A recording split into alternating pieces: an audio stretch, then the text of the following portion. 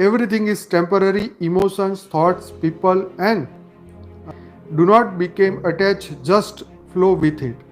तो सब कुछ ये टेम्पररी है, इमोशंस हो, भावनाएं हो, विचार हो, लोग हो, या जो भी आपके साथ हो रहा है, चाहे कर्म बंधन हो, सुख हो, दुख हो, ये सभी चीज़ें, शांति अशांति, सब कुछ टेम्पररी है, राइट। तो सब कुछ क्षणिक है। तो डू नॉट बिकेम अटैच। तो दुख आया तो उसे अटैच मत हो जाओ, अरे क्या हो जाए, मेरा क्या हो गया, क्या हो गया, क्या होगा, उसे अटैच मत हो, ठीक है। वो भावनाओं से अटैच मत हो। गुस्सा आ गया तो ऐसा मत सोचो मैं बहुत ख़राब हूँ या मेरे अंदर बहुत नेगेटिविटी है, ये भी मत सोचो। ये भावनाएं हैं, आएगी जाएगी। थॉट्स है तो थॉट्स भी आएंगे जाएंगे। देखो, एक मैंने मस्त एक महाराज की बात सुनी।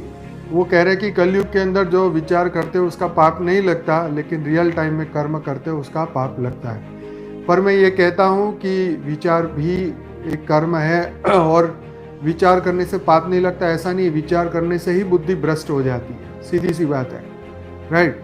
तो हमने किसी को मन में गाली दी या हमने मन से उसका खून किया, तो रियल टाइम में तो नहीं किया, इसलिए कोई फांसी की सज़ा नहीं लगेगी।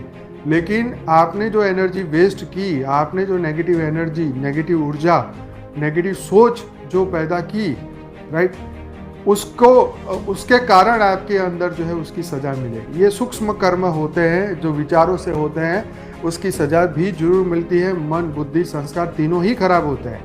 तो ऐसा नहीं है कि तुमने मन में सोच लिया तो मतलब आपको कोई सज़ा नहीं मिलेगी। यही समझने की बात है कि ये कलयुग, ठीक है, कलयुग में विचारों की कोई सज़ा नहीं है ये बोलते हैं, लेकिन सूक्ष्म सज़ा जरूर मिलती है।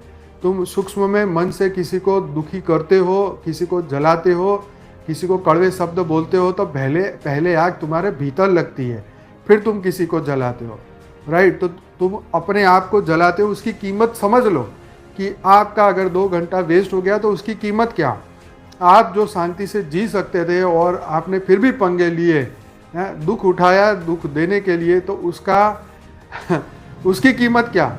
आपने अपने जीवन में वैल्यूबल टाइम जो आप ज्ञान योग सेवा धारणा में यूज़ कर सकते थे, पर आपने पंगे ले लेके वो टाइम वेस्ट किया, उसकी कीमत क्या। उस दिन आप ब्रह्म ज्ञान प्राप्त कर सकते थे, ब्रह्म स्वरूप बन सकते थे, उसकी कीमत क्या। तो हर मनुष्य को अपने समय की कीमत खुद तय करनी है, राइट। आप परमात्मा को याद करते थे लेकिन आपने याद कर लिया किसी और को, तो उसकी कीमत